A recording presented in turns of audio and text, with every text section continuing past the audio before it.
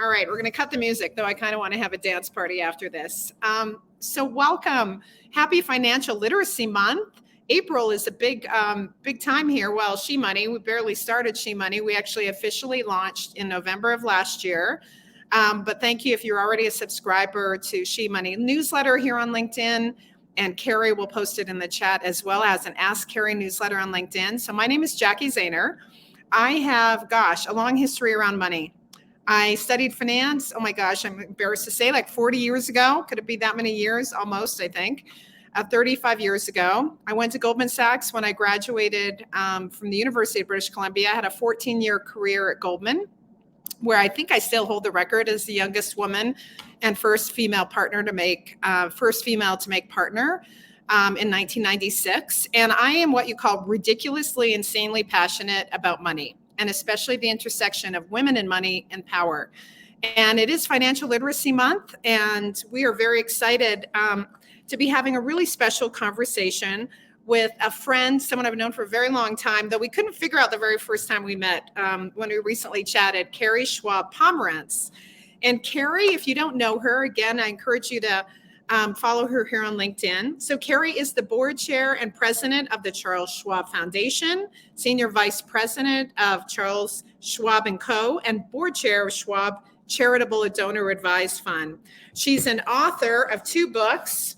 Love this one, The Charles Schwab Guide to Finances After 50. And as a woman over 50, I love the idea of talking about sort of women and aging and people in aging. It's not just a book for women, but that's something we're going to talk about today as well. She has over 500,000 followers here on LinkedIn. She's been in the world of personal finance and talking about money for more than a couple of years. And please welcome to the StreamYard stage, Carrie Schwab-Pomerantz. Hi, Carrie. Hi, Jacki. Thank you for the nice introduction. Oh, it's so fun to be with you here today. And thank you for saying yes. I think we both do a lot of things around this incredible passion we have. And let's just start there. It's Financial Literacy Month. I could not think of a better person to pull up onto this virtual stage than you, Carrie, because I would say you have a passion for financial literacy and education, might be an understatement. So share a little bit of your origin story in terms of just your background and sort of how you got started in this space, and we'll go from there. Yeah, so I'll kind of start from the beginning, because I do think this passion was driven by my childhood. You talk about intersection. First of all, my dad founding Charles Schwab and Company way back in 1973. It really didn't become the discount brokerage till 75 that we know, when the SEC deregulated commissions. But anyway, my dad built this company to demystify investing, make it more accessible to more Americans. And I think, it's in the DNA, right? It's definitely in the DNA to really want to help people, especially people who have been sort of, underserved by our, the financial world. But I would say probably the biggest thing that I experienced in my life was when I was 9 years old, and my parents divorced. And it just totally rocked our family. It's still, we still feel it in our family so many years later. I was 9 years old. My dad was a struggling businessman. He was 15 years before, what people know of him today. My mom was a woman of her generation, where she was a homemaker, but she went to Stanford and she was a Phi Beta Kappa. So very, very smart gal. But after they divorced, in particular, my mom struggled, but they both struggled financially. And, obviously, eventually they, got a hold of things. But I think that greatly affected me and made me realize how important it is for every one of us to be sort of, I'll say, own our finances, have the knowledge, have the capability to really, protect ourselves financially. Yeah, I think about that a lot too. We talk a lot about money stories, and when you think about it, like you shared a story about being 9 years old. I think we all have memories of what are the imprints, right, of our thoughts about money. What was our family situation? How do we bring that in? Because and actually, I don't know if I told you this, Carrie, but I think I did. I'm taking this course right now called The Trauma of Money, which is a 12-week certification course. It's offered. That's the name of the platform, and I'm about 5 or 6 sessions in, and it's not only is your own money story. I mean, there could be good parts of it or bad parts of it, but often, what could be a barrier for financial engagement could be more negative experiences around money. And I'm excited just to learn a lot more about that. So thank you for sharing that background. And obviously, you ended up getting into the money space, writing a couple of books. And obviously are a guru, I would say. I don't know if I like the word guru. I don't know. A goddess? I don't know what the word is. I like that. You're a financial goddess. I love that. There you go. So when you think about this topic, right, it's Financial Literacy Month. It was created about 20 years ago to drive greater awareness in general for the importance of financial education and literacy, and to drive good money habits. And so how would you sort of frame sort of the state of financial literacy in America? I know it's hard to speak globally, but what comes to mind when you sort of talk about that? Well, what I didn't say, as I did start at Schwab when I was 16 years old. By the way, I was a file clerk, so I worked myself, up the ranks, and so you're right. This company and demystifying money has been my passion since I was young. I remember in my early 20s helping our clients, our women clients. I would arrange workshops, kind of like what you're doing today, just for women. So that passion is, from the very beginning of time. And so not only running the Charles Schwab Foundation now, which I started that about 20 years ago, and focusing on financial literacy. So my work has been to help people, I'll say from all walks of life. And what I've learned is that the lack of financial literacy cuts across Americans from all walks of life. And it's blind to socioeconomic status, to gender, and age. I mean, it affects everybody. And then, so you asked about sort of the state of it. And so you've got that, right? And so why is that the case? And I think it's a bunch of factors that kind of come together. For instance, the pension went away probably during, our, growing up, for most, like our parents and probably, other, folks. But that went away. And then Americans were required to save, not only save, but also invest. Have to know how to invest in, for their retirement or whatever. And then on top of that, you've got only 22 states that require financial literacy. So you're not learning it in the schools. And then you pile on the fact that the financial industry is so complex, Jackie. I mean, I think about it, the 401k, the 403b, the 527, the SEP, the ETFs, robos. I mean, you get my point. It's overly complex. Makes you kind of want to put your head in the sand. But let me share a story that I think will bring it to home.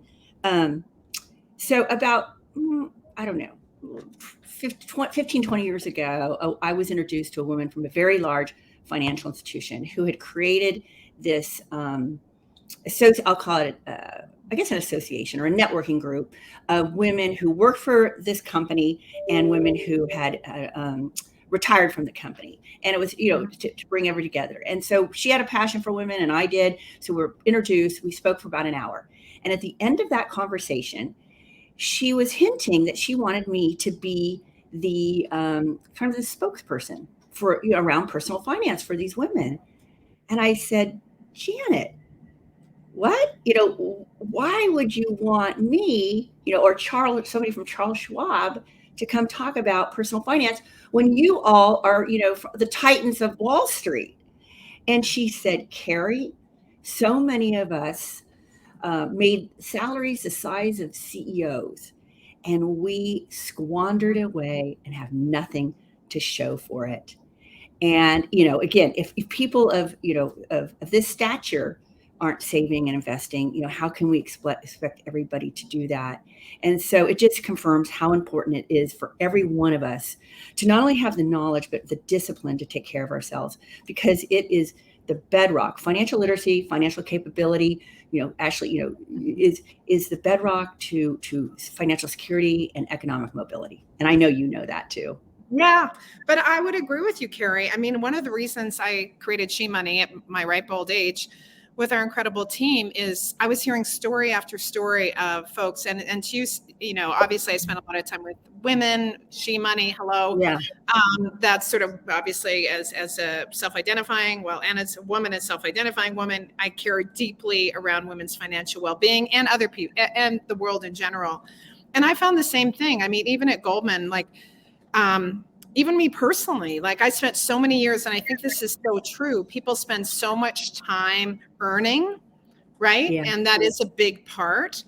But you're head down, you're earning. If you have kids, you're taking care of kids, and you just kind of put the money to your side. I did that for many, many years, and even as someone who knew a lot, when I left Goldman, I went deep into understanding wealth management, and I still feel overwhelmed, and I think to your point, there's a lot of language, there's jargon, there's not knowing where to start. And, and again, it's one of the reasons I'm doing, and we need so many more people sort of out there championing around financial engagement, because it's not taught, in most of the schools. And if it is, actually, there was a really interesting nonprofit, I think it's called Rock Wall Street, something like that. You know the one I'm talking about. Yes. That's about encouraging girls to actually get careers in finance, and they do a mentoring program. And they said one of the reasons financial literacy, it's not only not taught, but teachers don't feel comfortable teaching it. Absolutely. Because they don't necessarily know themselves. So, thank you for saying that, because it is true for everyone, and the numbers tell that story that the vast majority of adults, let alone teenagers, cannot answer sort of basic questions around financial literacy.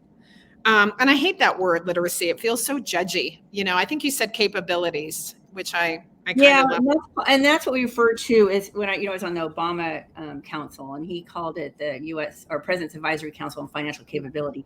He changed it from financial literacy. It's interchangeable, but it means really action-oriented education. You have to know the work or know the how to do it, but then you have to act on it. Yeah, exactly. And please feel free, by the way, to post comments. We are watching the chat. I have Shay helping me if you have questions, and we are going to start kind of macro and then drill down a little bit. I just wrote actually an article for She Money for this month, giving a lot of numbers and stats. I dug into the SHED study, which is new for me, the Survey of Household Economics, which actually said that in 2021, 78% of adults report doing okay or living comfortably. That said, we have almost a 12% poverty rate in this country. People are undersaved, obviously, for retirement, et cetera.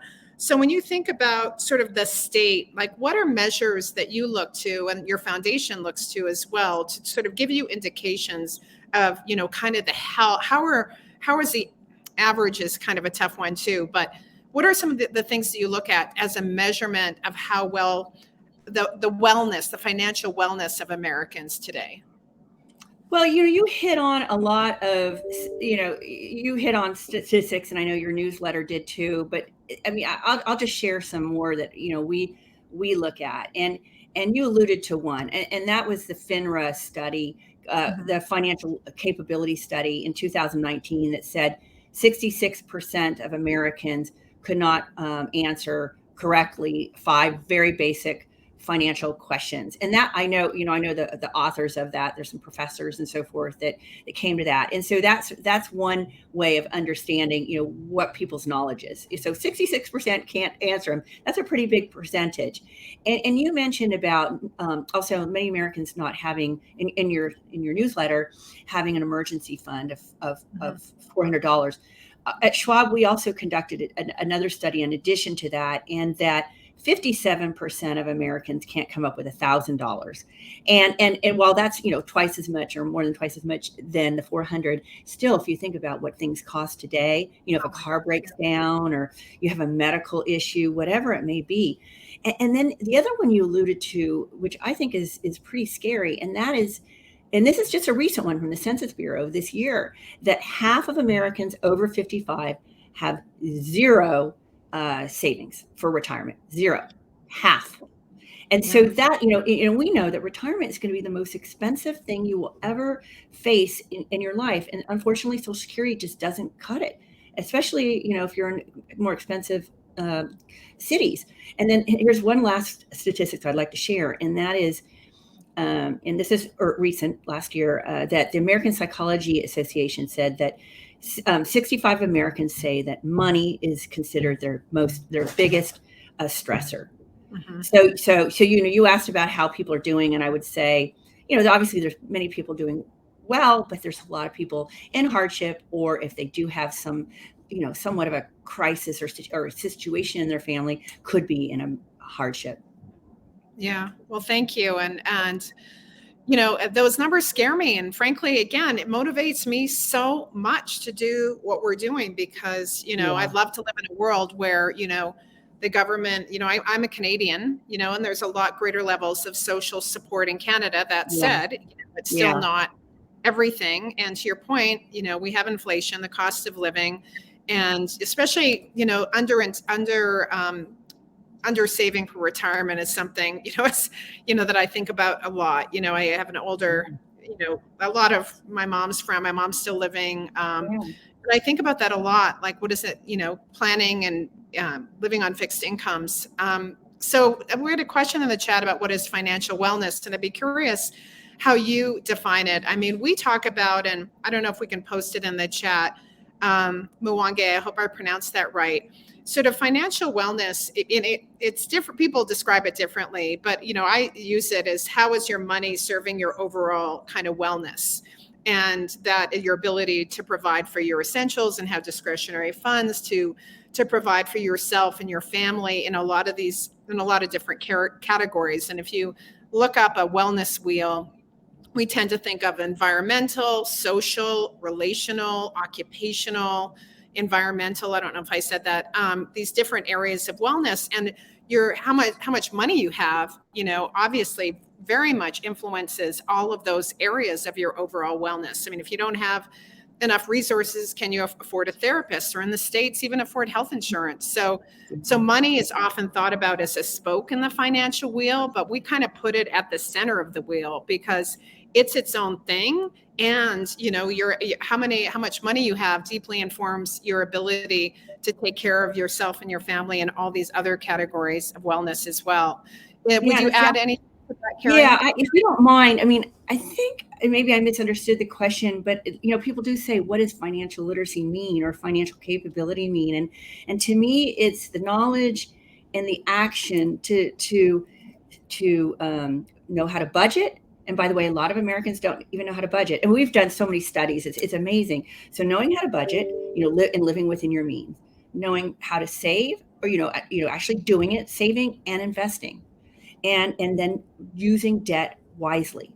That's huge, because debt can be scary, but also can launch you, right? It's another way of providing wealth if you use it correctly. I'm not talking credit cards. I'm talking, and then lastly is knowing when something is too good to be true. And I kind of alluded to that already. Run as fast as you can if somebody's asking you for something, that's too good. Yeah. Well, thank you. And yes, the question was around how to define wellness. Okay. Yeah. But thank you. Well, and I love that because again, I have been, because we have She Money, so we got to know a lot about money if we're going to, build a platform around it. And, to your point, parsing through, and maybe I'll go there before I back up on some of the questions, Carrie, because you hit on this. With respect to sort of this core definition of, when you think about financial literacy, you talked about having emergency savings, right? Like, what is savings? I mean, it is what is savings, what is borrowing, like what is investing. So there are a lot of what is associated with core financial knowledge. But if I forced you, and maybe you already said it, but I think it's an important question.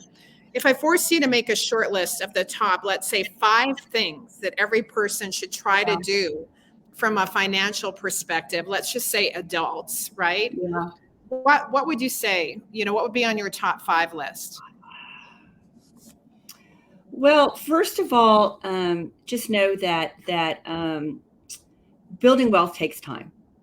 And there is no such thing as a get rich quick solution. And as I mentioned, that gets back to, if it's too good to be true, run as fast as you can. So in terms of the things, some of the basics, one is planning. It sounds dull. And planning just means, even pencil to paper. How much money do I have? How much money do I owe? What is, my net worth? And what's my budget? Am I living within my means? And there's multiple studies that show that people who plan, again, simple little planning, save on average 300% more than those who do not. And that's about being intentional, right? Intentional in your life. The other is savings. That's the bottom line. That's the only way we can protect ourselves. We live in a world of doing it ourselves. So making sure you put money aside. And let me give you some good rule of thumbs for everybody. I share them with all young people in particular in my life. But again, it's so critical to start early. And so if you start saving, I call it my -10 rule. So if you're in your 20s and you just started your job, you got a 401k or whatever, you want to save 10% for your retirement for the rest of your life, and you should have a relatively comfortable retirement. But if you're in your 30s, you minus the 10, you got to save 20%. If you wait to save in your 40s, you're going to have to save 30%. So you can see the longer you wait, the more you're going to have to save, which gets, as you get older, we all know that we have more responsibilities, financial responsibilities. So it's much better to start early. And then of course, investing, I've already mentioned that already, and then getting help, that there's no shame. And you alluded to this, Jackie, that it's overwhelming for you. I'm in the business. It's overwhelming for me. There's no shame in getting help. I even, I think it was in my 40s, I was, had a big job, traveling all over the country, had 3 kids, all in grade school and early, at a junior high. So I was a busy person, and I finally got help, and it's been the best thing ever. And lastly, one other thing is ask questions. Never, there's no such thing as a stupid question. And if you are getting help from a professional, if they make you feel bad about your questions, find somebody else. Yeah, amen to that. Well, and thank you, Carrie. Those are great tips, and that sort of that, add 10 or drop 10 to your age thing, because and actually interesting. I don't know if you saw it. Well, I would add just a couple things, and then I'll sort of bring in another question, which is, I think you said this, but have 3 to 6 months of expenses absolutely in a separate account that you do not touch for the love of Mary, for that are in emergency savings in high yield, absolutely. I mean, it used to be what's called the yield curve was very flat, that means the interest rates at, a short term versus long term, there was very little what's called pickup in yield. But that has changed a lot. You can now, earn, at least a decent amount, maybe not keep pace with inflation, but in a high yield savings account. So separate that money out, put it in account, segregated accounts for savings, I think is sort of generally just a great idea. We call it emergency fund. Yeah. And basic things, too, in the protect area, like, have a will, those, even if it's just a basic one. But I was going to just mention this article. So I just flipped through the Times, and it was interesting. And I get this question all the time. And to be clear, I am not a certified financial planner. You have all the credentials, and you wrote the books, and you're an expert. I am just know a lot. I think I ask good questions. I can be a critical thinker when it comes to money. But I get this question about timing, and I will come to the chat as well. But, this idea, and so this article was looking about at a family that was sort of asking themselves this question between saving for retirement, current spending, lifestyle, paying down a mortgage, right? Or investing. And, because those are all different buckets, and thinking about what to prioritize, especially when, let's say, and I love the Refinery 29 money diaries. I use those a lot to tell, kind of develop an archetype, or, what would you prioritize in terms of if you're that person, obviously kids, no kids, things like that. So that's why it gets overwhelming, because there's so many factors that I know play into how you would answer a question like that. But do you have any rules of thumb when it comes to thinking about the order of borrowing, saving, saving for retirement, and current investing and paying down a mortgage? Yeah, well, let me start with savings, because they're sort of two different things, right? Obviously budgeting is really important. When my kids graduated from college, got their first job, we immediately went through their budget, how much money they were going to make and what they could afford. But right off the top, I had them take 10% off, because that was going to go to the retirement. So then they had to figure out how to live within that, the 90% of what they were what they were earning. But let me give you just some general rules of thumb, and then we can talk a little bit about debt. So we call them the savings fundamentals, or here's how to prioritize. And it's all based on, I'll call it rate of return, what you get back for it with these savings. So we talked about the 401k. Now, not everybody has access to it, but I would say a fair amount of Americans today do. And most companies do provide a match, a company match. Not everybody, but a lot. And so you want to make sure you save in that retirement account up to the match, because that's free money. That's like doubling your return. Okay. So that's why, well, it's not only that's why, but you need, remember, we've already talked about that. We need that time. We need that compounding growth so that you can get that nest egg when you need it 40, 50 years later. So the 401, the retirement, then paying down any type of credit card debt. I'm not talking about home mortgage yet, but pay off credit card debt. We were just looking up the average right now with interest rates up. The average cost to borrow on a credit card is about 23%. That's almost a quarter of your purchase. That makes me want to throw up in my mouth. I have to say, that's just brutal. If you're in that. Yeah. So that 20% can go into your savings, right? So 401k, you double your money, you earn 20 more percent if you get rid of those credit card debt. And then the emergency fund, which we've talked about, usually 3 to 6 months of cash to cover essential expenditures. But if you have a job that has inconsistent income, then you might want more money than 3 to 6 months. And if you're near retirement, you're definitely going to want to have more cash, right? So you can ride these ups and downs. And then, believe it or not, continue to save for retirement. That's just got to be just priority number one. Unfortunately, it's a drag. I know when I was younger, it's like, how boring, right? And but it'll pay off, I promise. And then that's when you start. Then after that, you've got retirement and everything. You've got that foundation. Then you can start thinking about saving and investing for a home or your children's college education. Parents hate that when I say get your retirement first. You're first, then your kids' college. Now, in terms of if you already have debt, you definitely need to put that in your budget and pay it off, or continue to pay it off. You don't have to pay it off. You just have to put it in your budget and pay those payments so it does not hurt your credit score. That's really the biggest thing to do about that. And you mentioned, I think, paying off a house. Did you ask me about that? Well, no, it was just this article was talking about the trade-offs. Do you invest if you have a mortgage and you have, let's just say you got a windfall, of money, though that's unusual, or this trade-off between all those buckets, like if you had a mortgage at 5% versus, putting that money in, or not retirement, let's just say that's taken care of. You're maxing out your retirement, the trade-offs between paying down different types of debt. Obviously, you already answered that. You should pay off credit card debt, high interest rate debt has just got to be, a top priority. Well, home and college, need to continue to pay off again, because it can hurt your credit score. You've got to do that.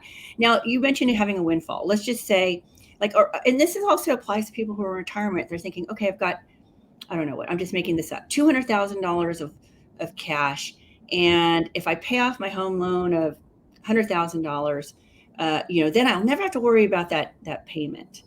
But if that interest rate is fairly low, that it depends on a bunch of factors. But if the interest rate's pretty low and you can afford it within your monthly earnings, then probably it may not be the thing to do unless you absolutely, emotionally need that. But keep in mind, then you lock that money in a house. A house is illiquid. And if you do have an emergency, you don't have that, that access to the cash. And then, of course, how you have your money invested all depends, on your goals and your risk tolerance and so forth, time frame. Yeah. Well, and thank you. And I mean, You and know, it's that's hard where, to explain, and well, it's hard. Like we're giving a talk here in Utah tomorrow, a live one, and we've created like these archetypes, like the situation, like Janet, just graduated, has, this much in student loan debt, is earning this much, and you create scenarios. And the reality is not only is sort of kind of what you need yeah, to do a function of deeply, that's why it's called personal finance, because it's yeah, very personal. The finance part, there's rules of thumb, but the yeah, personal part is what's true for you. And and I also think, as you recognized too, when you said, well, if paying down your house gives you a lot of peace of mind and reduces the stress and anxiety that you may have, there's also those trade-offs too. People have different tolerances for risk, yeah, different at different ages. You might be much more able to make current income versus when you're older, obviously, and maybe feel more vulnerable. And I also want to just recognize, and I'll bring up I think a really important question. And thank you for the continued comments in the chat. We're going to try to get to as many, as we can.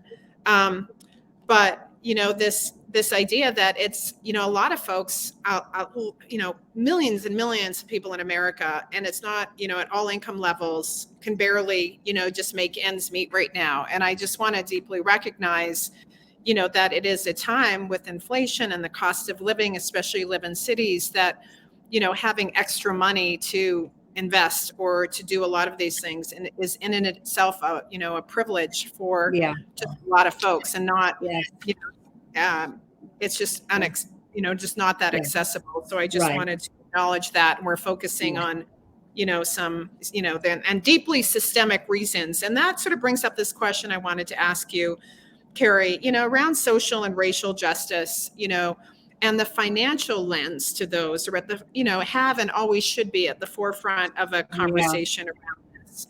And I know you've done a lot of work and advocacy, when it comes to what I would say, financial equity, financial equality. How do you think about that? And, how is that maybe even showing up in the work you do personally or with the foundation? So I've, been talking about the lack of financial literacy being a social justice issue, and that is because it is, I'll call it, unequal, within our system. There's, lack of access of products and services and investments for people to achieve, that financial security, and there's the lack of education. Again, you kind of need both to build that security, and we actually we conducted a study that 89% of Americans agree that the lack of financial literacy contributes to so many of the social issues that tear the fabric of our country. And those social issues, which we hear a lot about, is like poverty, lack of job readiness, college access, and wealth inequality. Those are just some of them. And so the lack of financial literacy doesn't always show up. It's not as obvious how it affects your day-to-day living. So for instance, if you made a bad decision early in your whatever career, whatever, you took on way too much debt, maybe you went into bankruptcy, maybe not, you just, your FICO scores are super low, it could potentially haunt you from getting the dream job that you've always wanted. There are companies that actually look at your credit score. Like for instance, the military, they want to make sure you are military ready. They do not want you focused on anything else, not your money, not worried, and so forth. So, and then of course we know that if you have a low credit score, any type of borrowing will always be more expensive than for somebody else who has a better credit score.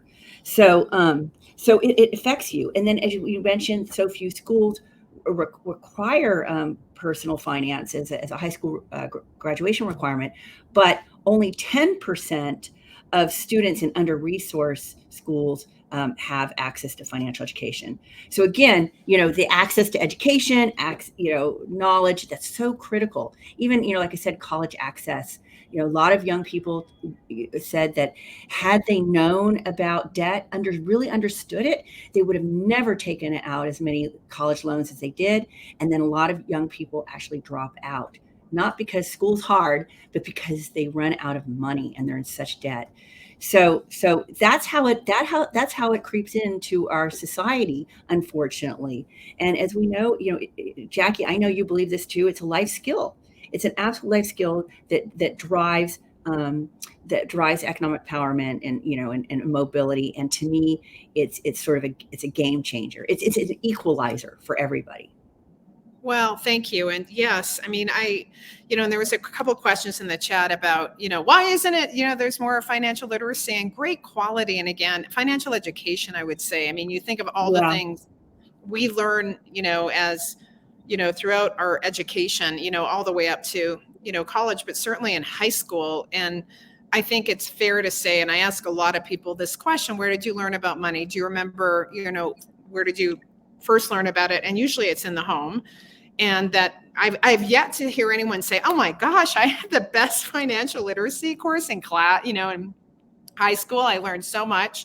It put me on the path. Because that's just not really the case. And, again, Utah is one of the states that has it. How good is it? I don't know. But one of the things we're going to do here at She Money, being based in Utah, is go deeper to understand, the programs. I think they do need a lot of help and support from professionals to come in and teach it. And, don't be passive, saying, oh, they don't offer it for my kids. Therefore, not only how might you help your own children, but how can you help, other people's children as well that might not necessarily have the access or knowledge. And again, Carrie, when you look at, and I know obviously in addition to sort of a racial sort of equity lens, you've done a lot of work with the gender lens, which is what I've done. And, it's interesting because, there's a lot of, we talk about a lot of gaps, and these gaps can be applicable, obviously with the racial and the gender lens. You talk about the wealth gap, which is huge in America, right? Median net worth of white households in America is 188,000, Black households 24,000, Hispanic households 36,000. And there's a huge gender gaps. I mean, there's still a pay gap, of course, the wealth gap. There's the retirement gap. You already mentioned that, saving for retirement, both by those lenses and just in absolute numbers. And also the investment gap, which has a very gendered component as well. So, I feel like there's this song in there, which is a sad song about way too many gaps when it comes to, money. And to your point, Carrie, it is good for everyone. It is good for our country. It's good for our communities. When people can be financially healthy and well. So I just want to, put an exclamation mark behind all of that, and when it comes to, I'm just curious, because you are, a woman that has done, as you said, a lot of programmatic work around sort of women and money. Do you have any just observations, especially you like me have been at this a long time, in terms of, some insights around why are we, and pick an area, because I mentioned about 4 million gaps that we're talking about. Yeah. But pick an area where you say, like, this gap, let's go, like, how do we narrow education, a big component of it. But when you talk about the narrowing some of these racial and gender gaps, and by the way, we're not talking about, men or white men or whatever, it's not like this, like draw one end down to lift another one up, right? We want to lift up those all that boats. Are right. All boats rise. So would love a few thoughts around, just sort of this conversation about gaps, maybe with a gender or racial lens, in terms of even work that you're doing to try to level up, and narrow some of these gaps with the idea of raising, not lowering. Well, so, I mean, we're doing a lot around that. I don't even know where to begin, Jackie. I know it's a big question. So I should have limited. Yeah, I don't know if you want me to talk about women or you want me to talk about what we do, at the Charles Schwab Foundation. You tell me. Let's talk about women first, because this is She Money after all. We have many men on this call, which and I hope folks across the gender spectrum, but. Again, when the world is where there are no gaps, then we won't have to talk about it. But right now there are a lot of gaps. So I'd love your perspective on the gender gaps. Yeah. So let's talk. Okay, let's talk about that. And all of this kind of melds together, right? I mean, all the advice or all the learnings of how these gaps happen apply to everybody in some way or another. But in terms of women, I would say that it's been a systemic issue. There's the social and cultural differences that apply to both gender, and so women in particular, are a step behind, yet they need to be two steps ahead. And you've referred to this in a lot of your articles and so forth. Is 80 women earn 80 cents on the dollar. We tend to go in and out of the workforce to care for children or elderly parents, so we're losing income, right, or earning years. We tend to live longer. Divorce, what is it, 50% in this country, and we know that most women are get hit the hardest when it comes to that.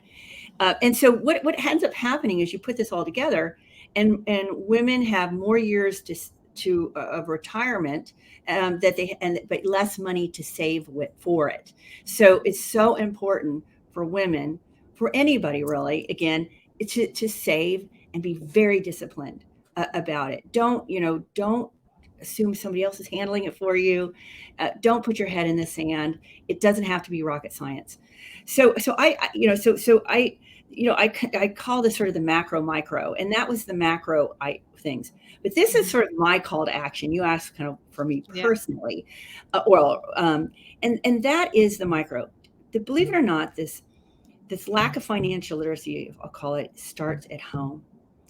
And that's why my dad and I wrote the book It Pays to Talk. Now that's over 20 years old. I love that book, but it's a little outdated now. But it's having the central conversations with your family about money and investing. And so the impetus was that is there was a study that now they've had current ones that still show that it hasn't changed much. And that is that parents talk to their daughters differently than their sons. With their daughters, they talk about savings, household expenditures, budgeting. All super, super important. Everybody needs to learn that. But with their sons, they talk about borrowing and the stock market. And as we've been talking about, unfortunately, investing is key to wealth building because you can get that growth that you cannot get with other investments. And as a result, in the same study that we conducted, there was young men and young women, that the young men were twice as likely to have an investment account than women. So it starts at home. And I was speaking at a women's conference, Jackie, and believe it or not, this woman in the audience told me that when she was younger, now she was, I think, in her 50s, when she was younger, her father asked her to leave the room so he could talk to her brother about money. That was one of the worst stories I'd ever heard. But anyway, so the bottom line is sort of a call to action. We got to wake up, as parents, to start bringing everybody along. And in fact, when my 3 kids, got their first jobs, real jobs, I should say, with they got the the W-2 and so forth, I had them come down and open up a Schwab account. They had to come in, they had to open it up. They opened up the Roth IRA, and they have been saving for their retirement since they were about 16 years old, saving and investing. So that's, if you could get every young person to do that, and especially girls, since they do have more years to save or for retirement, it's really critical. Yeah, thank you, Carrie. And there's just so much, and there's so many sort of comments in the chat around this as well. In the sense of, again, there's a lot to learn, a lot to do, and you just have to start somewhere. And I think, the industry, and I am very critical of, came from financial services. I was more on the institutional side, not on the retail side. But I mean, I think, I think Schwab, and I mean this quite seriously. I'm a client of Schwab. I was before you and I know each other. It's a low cost. There's a low barrier. You actually have, I'm not paid by Schwab. If you want to pay me, Carrie, I'm open to pay us. You're a nice friend. Thank you. Yeah. No, but I just mean it. Like, we're genuinely looking for platforms that are there to serve people, and there's nothing wrong. Businesses won't exist if they can't make money.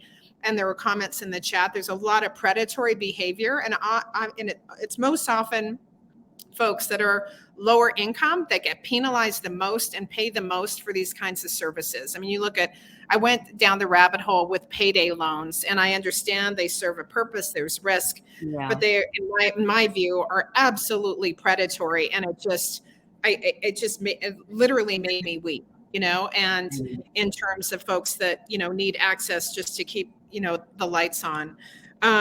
So I think that, and it's interesting you say generationally, because I actually think this younger generation, I would say Gen Z, we have a Gen Zer over there that helps us with so much of this. And there's interesting, I said this, and I think I said this to you, Carrie too, but I asked Kiara over here and Shay across, like, where do you go for financial advice? And there's this, and they said a lot of influencers, folks on TikTok and on Instagram. And as an old schooler, maybe we kind of are like, oh, that makes me scared. But I don't know if I'm too scared about it. And I pull Kiara, maybe I'll paraphrase her answer to this question. And there are great ones. And I'm just going to name a couple that I love, including this woman. I don't know if you've heard about her, Carrie, but her name's Tori Dunlap. And she has a platform called Her First 100K. She's been getting so much press recently. But there are, Mrs. Dow Jones and others. And as Karen would say, it's fun, it's accessible, doesn't talk down to me, it doesn't make me, it makes me curious about money, it makes it relatable. And then what happens is I think about it, then I go deeper. And I really think that's true. I think that financial education has been so much about, like, you're going to the dentist or the doctor, and it's, the experts and then the patients. And I think there's such a need to stir up the conversation, make it more relevant. Clearly you need to have good advice. There's no doubt about that. But I think that a lot of these, influencers, in my experience, and I love Tori and Mrs. Dow Jones and many others, that are telling their own stories, that are talking about how much they're making, talking about what things cost, are saying, in my experience, a lot of the same things you are and I am, about emergency savings and don't get into debt and, don't buy the shoes, save for retirement. So I'm kind of encouraged that social media actually can have a really positive effect in terms of financial engagement. But what do you think? Do you have an opinion on it? Well, I'm probably a little bit like you. I mean, I think there has to be a balance. I think, social media meets people where they are. And that's a good thing. And, we can get more and more people can get exposed to financial, disciplines and so forth. But keep in mind, there's a lot of people out there with no credentials at all giving advice. So I would just say, Jackie, these, you already know some of the basics. So the questions to ask. You know when something's not right. But there's a lot of people who don't. And there's a lot of, lack of better words, quacks out there and online. So I think it's really, it's fine. It's great. But just make sure that these people, are really credible out there. I will tell you, in 2021, and I know you know this, or we all know this, do you remember there was a flow of trading? Every brokerage firm had record trades, because I'm not going to name names, but it was, it was the meme stock thing and also cryptocurrency, all the hype. And of course, that was all generated by social media. And those of us in the business were worried that these first time investors were coming in. We had a bull market for I don't know how long. And so everybody just assumed that the stock market would just go up. And now we're seeing, right? I mean, reality is hitting in where, potentially we could be going in a recession. We don't know, but, stock market's down, a lot of layoffs and so forth. So the bottom line is a lot of these people ended up in stocks that probably maybe worthless, maybe not very much. And people get scared and never come back to investing. And that's what I worry about. And speaking of, I'm going to tout Schwab for a minute. We literally just launched an Instagram handle called Schwab Money Wise, or at Schwab Money Wise. And we're going to feature 5 certified financial planners to speak about all different issues and concepts and so forth about money. So again, love the social media, but it's got to be people that really know what they're talking about. Yeah, I hear you. I agree with that for sure. And like you said, if things too are too good to be true, they probably are. That's been my Yeah. experience. Yeah. And again, you can get pulled in. I mean, I agree with you on the hype, especially the crypto hype. That's was there for a while. I mean, digital assets, are they an asset? It became very sexy. And a lot Yeah. of people made a lot of money. A lot of people lost a lot of money. And my experience with investing too is 30, 40 years later, I think it's tricky. And it's sometimes especially I would say this is true. Carrie, I'd be curious if you said this is true. Keep it simple, keep it diversified, and keep it Yeah. liquid. Yeah. And I know Schwab sort of prides itself, with low cost index funds now and ETFs. Yeah. Versus, products where obviously there are a ton of hedge funds and private equity. And if you have enough money, you're sophisticated enough and have a full-time accountant, Yeah. on your team, Yeah. sure, but, for most people, keeping it simple works, right? Yeah. Yeah. Totally. Totally. I'm a big believer, and I'm a big believer in, indexing, like you said. It's low cost. It's tax efficient. When the market goes up, your account's going to go up. When the market goes down, it's going to go down, and it's well diversified. And you don't get you get that tax efficiency, which brings up more return for you in the long run. Yeah. Well, thank you. And we're getting to the top of the hour, so I want to be mindful to close. And I know there were some specific questions about accessing certain types of retirement vehicles, et cetera. I'm sorry if I didn't get to all of those. And I do want to just acknowledge, that when we talk about some of these gaps, there's both a gender gap and a racial gap, and they hit hardest when they're intersectional, Yeah. especially for women of color in this country, where they're hard hit by the gender, impact, as well as the racial impact, and just call out the goddess, Kimberly Crenshaw, for all her work to bring tremendous awareness around the intersectionality of all of these issues, especially when it comes to money. Yeah. So just Melody to wrap, Hobson also, by the way, is another big advocate. Melody Hobson and Ariel oh, Capital. sure. Yeah. Yeah, we've done a lot of work with them around creating more education and inspiration for Black Americans. Yeah, thank you. And again, I think there's this balance, of really, to your point, which I love, of credible, like who's been in it a long time and who, has the credit, not necessarily a long time. I think there are a lot of like newcomers, too, that are, writers that have the credentials, that are deeply care about sort of people's financial well-being, that are, coming to the forefront as well. And one thing we're trying to do too, obviously Schwab, and there's so many money, like this little tiny little baby. But we're so passionate here. We want to help people have critical thinking when it comes to money, to help demystify sort of the process of thinking about it. We created this framework, Carrie. I don't know if you've really seen it yet, but we call it the 7 money moves, where we literally choreographed it to dance moves to help cognitively us think about it. Yeah, spend, invest, and plus I love dancing, so that just had to happen. I did a rap. I did a money rap about 10 years ago. Yeah, on a big stage. Oh, yes. A rap producer.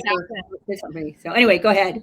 Yes. No, well, just the importance of like finding a place, like if you're on this call and you're like, that's me and I need to do more, don't find that next step for you, because I do think I get this too, that it's, paralysis because you don't know what to prioritize. And we like to say, maybe it's a steal from, Brene Brown, is you don't need to do everything, just do the next right thing, just do something. And, find sources that speak to you, that you can relate to, that are credible, that, help you on that journey. Because, again, in honor, and I'll give you the last few words. Oh, shave. We've had 14 views of my money moves. Now I'm going to be really embarrassed that she actually posted the link to it. Kiara and I were like dancing it up. Just do thing. And, I think there's community. Start talking about it with your friends, create accountability groups, do it together. Everything is more fun. Well, not everything maybe, but, Carrie did a rap. Is that what you said? She's posting this. Oh, you did. Oh, we're going to find that and post that in the chat. If that's I don't know where it is, but it was a long time ago. It's hilarious. Oh my gosh. Okay. Well, we might have to find that one. I just want to, give you, and again, sorry if we did, sorry, that's my Canadian coming out. If we did not get to your questions. But just final words, Carrie, and maybe I hope something optimistic that would be helpful. I wouldn't want to, end on a Debbie Downer, and sorry to all Debbies on the call.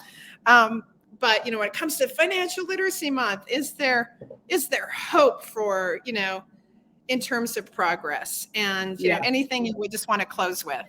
There is totally progress going on. I mean, it's slow. It's slow. I've seen multiple states take on financial literacy as a requirement. In fact, there's a bill going forward in California, which of course is the fifth largest or fourth largest economy in the world. So that, things are actually happening. But what I have found, Jackie, in my work, working with the Boys and Girls Club, and surveys we've conducted on young people, they really want to learn about money.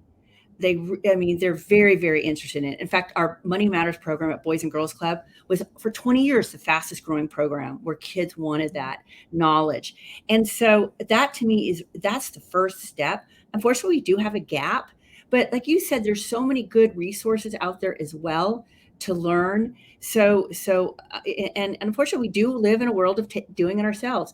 It doesn't have to be rocket science. Just go online, or there's schwabmoneywise.com, there's shemoney.com, whatever, and start learning about it. Just, take the bull by the horn and get started. So yeah. I think the fact that so many young people, in fact, I'll tell you one story. One of the young women at Boys and Girls Club, she lived in a very low resourced community, very, very, and she went to the Boys and Girls Club. An executive took her under his wing. She learned all about financial literacy from, the Money Matters program that we sponsor. She ended up going to college, which was unheard of in her community. She became a CPA for like Procter and Gamble. And then she started teaching all her friends.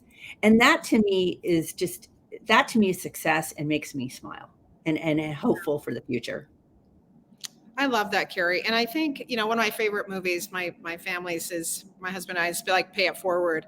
And I think if you do, especially if you have that, to your point, and I grew up, I'm a first generation college student. I wasn't destined to be in finance. I grew up in a very small town, and, care about your community and think about how you can help and engage in a very local way.